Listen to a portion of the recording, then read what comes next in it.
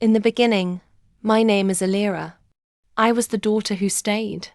The girl who never left her grandmother's side, even when it meant missing out on the rest of the world.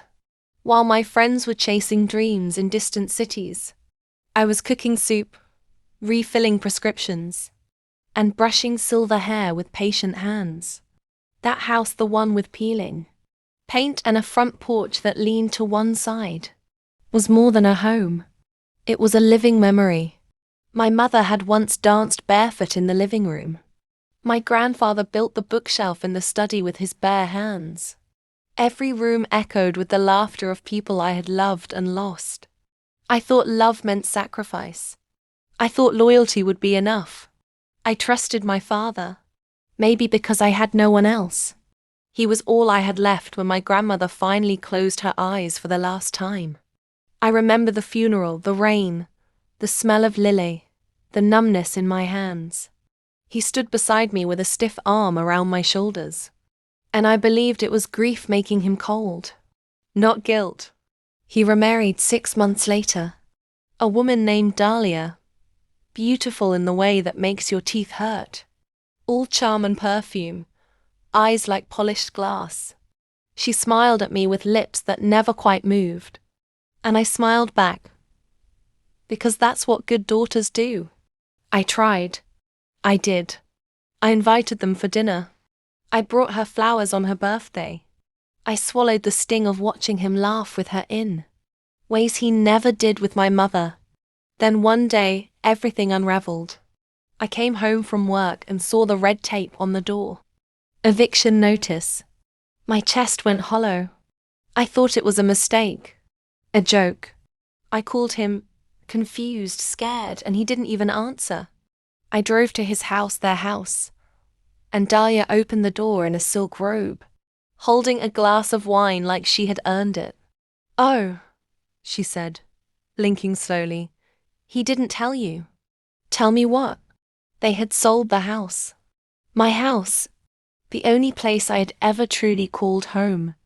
Sold it to pay off her debt, her lavish shopping, her cosmetic surgeries, her lawsuits. Behind my back, without even asking me. The betrayal wasn't just the act. It was how little it seemed to cost him. A few signatures, a few lies, and everything I had protected, everything I poured my soul into, was gone. I went numb for a while. I slept in my car, then a friend's couch. I told no one. Not at first. Shame is a quiet killer, but eventually, pain sharpens into something else. I started digging. Dahlia wasn't just in debt. She was drowning. Lawsuits followed her like shadows: fraud, embezzlement, credit card scams. My father had forged documents to help her, remortgaged the house, lied to the bank, lied to me. I documented everything. Every call, every whisper, every transaction. I learned the legal system like it was a new language. I knocked on doors, called old contacts, made enemies nervous. I wasn't just fighting for a house. Anymore, I was fighting for the truth. They buried.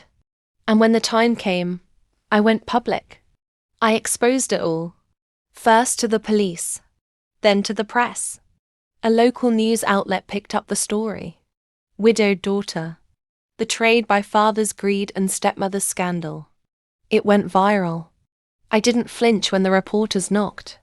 I looked them straight in the eye and told them what he did. What she did.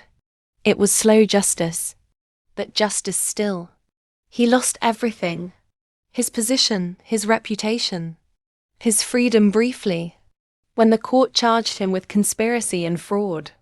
Dahlia fled the state under a false name, but not before the world knew who she really was. And me? I didn't get the house back, but I bought the land next to it. I built a new one, bigger, stronger, full of light. I planted my grandmother's lavender in the yard, framed my mother's photos in the hallway, filled the shelves with the same books my grandfather once read to me. A new legacy, one they couldn't touch. People ask me if I miss him, if I regret exposing the truth. And to them I say this: no one has the right to rewrite your story. No one has the right to steal your past to finance their lies. I loved him once, but I love myself more. So if you're still here, if you felt even a flicker of what I went through, don't forget to subscribe to my YouTube channel and like this video. Because the stories I tell aren't just stories. They're warnings. They're reminders. They're battles. And the moral? Blood isn't loyalty. Legacy isn't just about inheritance. It's about truth. It's about love that doesn't have a price tag. And never, never underestimate the woman you left behind. Because we don't get even, we rise.